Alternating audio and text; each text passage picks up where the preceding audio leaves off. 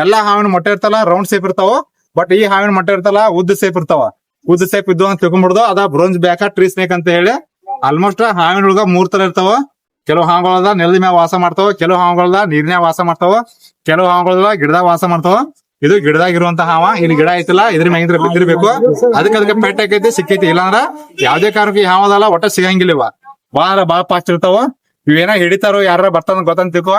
ಬಾಳ ಫಾಸ್ಟ್ ಆಗಿ ಗಿಡ ಹಚ್ಚಿ ಕೂತ್ ಬಿಡ್ತಾವ. ಅವ್ ಕಣ್ಣಿಗೂ ಕಾಣಂಗಿಲ್ಲ, ಫೋನ್ ಕ್ಯಾಮ್ರಾದಾಗ ಕಾಣಂಗಿಲ್ಲ. ಅಷ್ಟ್ ಫಾಸ್ಟ್ ಅಂದ್ರ ಅಷ್ಟ್ ಫಾಸ್ಟ್ ಹೋಗ್ತಾವ ಇವ.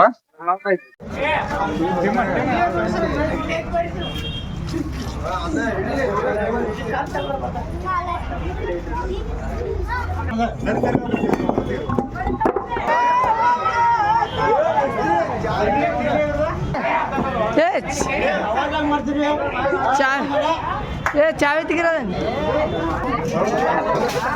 ಸರ್ ಸರ್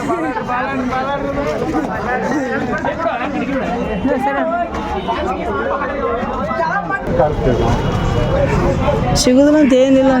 ಸರ್ ನೀವು ಬರ್ತೀವಿ ಅನ್ನೋ ಸಂಬಂಧ ಬಡೆ ಹಾಕ್ತಿದ್ರಿ ಸರ್. ಅದು ಮ್ಯಾಗ ಹಟ್ಟೈತಿ ಅದ.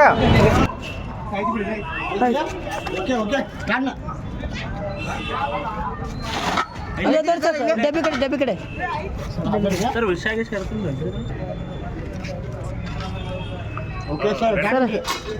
ಸ್ವಲ್ಪ ಹುಡ್ಕೊಂಡು ಆಟ ಆಡ್ತಾರೆ.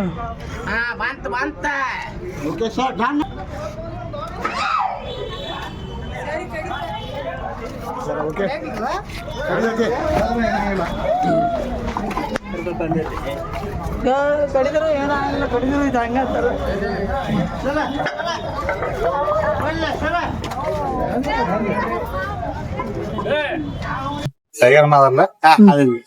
ಎಲ್ರಿಗೂ ನಮಸ್ಕಾರ. ರಾಮದುರ್ಗ ಗಡದ ಕೆರೆ ಒಳಗ ಒಂದ bronze back tree snake ಹಿಡಿದೇವೆ. ಇದಕ್ಕೇನಂತಾರ Kannada ಒಳಗ ರಾಮ ಬಾಣದ ಹಾವು ಅಂತಾರ. ರಾಮ ಬಾಣದ ಹಾವು ಯಾಕಂತಾರಂದ್ರ ರಾಮ ಬಾಣ ಬಿಟ್ಕೊಳ್ಳಿ ಎಷ್ಟು ಫಾಸ್ಟ್ ಆಗಿ ಬಿದ್ಲ, ಈ ಹಾವು ಅಷ್ಟು ಫಾಸ್ಟ್ ಆಗಿ ಹೋಗ್ತೈತಿ, ಒಟ್ಟ ಸಿಗಂಗಿಲ್ಲ. ಇದ್ರ ಜೀವಿತಾವಧಿ ಎಷ್ಟು ವರ್ಷ ಅಂದ್ರ 5 ರಿಂದ 10 ವರ್ಷ ಬದುಕಿದ. ಈ ಹಾವ ಐತಲ್ಲ 5 ರಿಂದ 10 ವರ್ಷ ಬದುಕೈತಿ. ಇದು ಹಾವ ಮೊಟ್ಟೆ ಇಟ್ಟ ಮರಿ ಹಾಕುವಂತ ಹಾವ. ಒಂದ್ಸಲ ಮೊಟ್ಟೆ ಇಟ್ಟಂದ್ರ 5 ರಿಂದ 12 ಮೊಟ್ಟೆ ಇರ್ತೈತಿ. ಎಲ್ಲಾ ಹಾವಿನ ಮೊಟ್ಟೆ ಇರ್ತಲ್ಲ ರೌಂಡ್ ಸೇಪ್ ಇರ್ತಾವ. ಬಟ್ ಈ ಹಾವಿನ ಮೊಟ್ಟೆ ಇರ್ತಲ್ಲ ಉದ್ದ ಸೇಪ್ ಇರ್ತಾವ. ಉದ್ದ ಸೇಪ್ ಇದ್ದು ಅಂತ ತಿಳ್ಕೊಂಡ್ಬಿಡ್ದು ಅದ ಬ್ರೋಂಜ್ ಬ್ಯಾಕ ಟ್ರೀ ಸ್ನೇಕ್ ಅಂತ ಹೇಳಿ. ಆಲ್ಮೋಸ್ಟ್ ಹಾವಿನ ಒಳಗ 3 ತರ ಇರ್ತಾವ. ಕೆಲವು ಹಾವುಗಳದ ನೆಲದ ಮ್ಯಾಗ ವಾಸ ಮಾಡ್ತಾವ, ಕೆಲವು ಹಾವುಗಳದ ನೀರಿನ್ಯಾಗ ವಾಸ ಮಾಡ್ತಾವ, ಕೆಲವು ಹಾವುಗಳದ ಗಿಡದಾಗ ವಾಸ ಮಾಡ್ತಾವ. ಇದು ಗಿಡದಾಗ ಇರುವಂತ ಹಾವ. ಇಲ್ಲಿ ಗಿಡ ಐತಿಲ್ಲ, ಇದ್ರ ಮ್ಯಾಗಿಂದ್ರ ಬಿದ್ದಿರ್ಬೇಕು. ಅದಕ್ಕೆ ಪೆಟ್ ಹಾಕೈತಿ ಸಿಕ್ಕೈತಿ. ಇಲ್ಲಾಂದ್ರ ಯಾವ್ದೇ ಕಾರಣಕ್ಕೆ ಈ ಹಾವದಲ್ಲ ಒಟ್ಟ ಸಿಗಂಗಿಲ್ಲ. ಇವ ಬಾಳ ಫಾಸ್ಟ್ ಇರ್ತಾವ. ಇವೇನ ಹಿಡಿತಾರೋ ಯಾರ ಬರ್ತಾನ ಗೊತ್ತಂತ ತಿಳ್ಕೊ. ಬಾಳ ಫಾಸ್ಟ್ ಆಗಿ ಗಿಡ ಹಚ್ಚಿ ಕೂತ್ ಬಿಡ್ತಾವ. ಅವ್ ಕಣ್ಣಿಗೂ ಕಾಣಂಗಿಲ್ಲ, ಫೋನ್ ಕ್ಯಾಮ್ರಾದಾಗ ಕಾಣಂಗಿಲ್ಲ. ಅಷ್ಟ್ ಫಾಸ್ಟ್ ಅಂದ್ರ ಅಷ್ಟ್ ಫಾಸ್ಟ್ ಹೋಗ್ತಾವ ಇವ.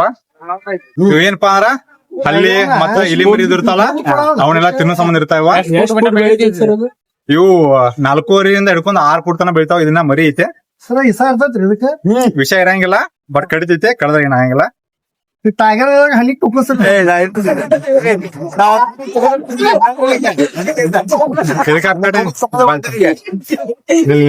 ನೋಡ್ರಿ ಇದಕ್ಕೆ ಪೆಡದೈತೆ. ಪೆಟ್ಟದ ಅಂತಲೇ ಆಕ್ಟಿವ್ ಇಲ್ಲ. ಈ ಕಡೆ ಫೋಟೋ ಫೋಟೋ ತಕೊಂಡ್ ಬಿಡ್ತೀನಿ ಬಿಡಾಗಿ.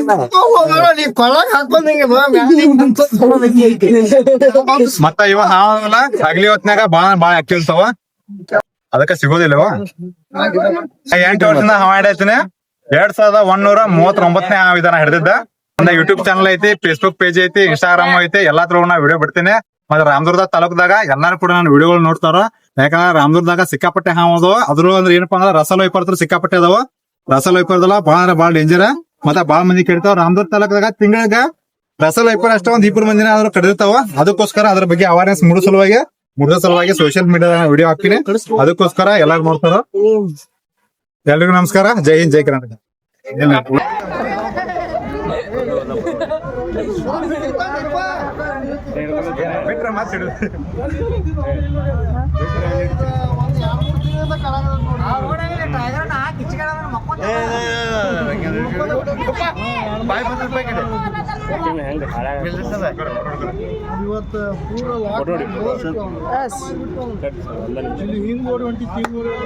ನೋಡ್ರಿ ಬ್ರೋಂಜ್ ಬ್ಯಾಕ ಟ್ರೀ ಸ್ನೇಕ್ ಹಿಡ್ಕೊಂಡ್ ಬಂದಿವಿ.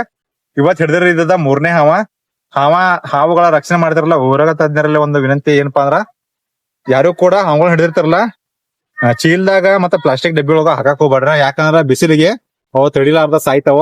ಯಾಕಂದ್ರ ಹಾವುಗಳು ಇರ್ತಾವಲ್ಲ ಬಿಸಿ ರಕ್ತ ಇರುವಂತ ಸರೀಸೃಪಗಳಿವ ಅಂದ್ರ ಬಿಸಿ ರಕ್ತ ಪ್ರಾಣಿಗಳು ಅಂತಾರಲ್ಲ ಆತರ. ಅದಕ್ಕೋಸ್ಕರ ಅವ ಹೀಟ್ ಬಾಳ ಐತಂದ್ರ ತಡ್ಕೊಳಕ್ ಆಗಂಗಿಲ್ಲ.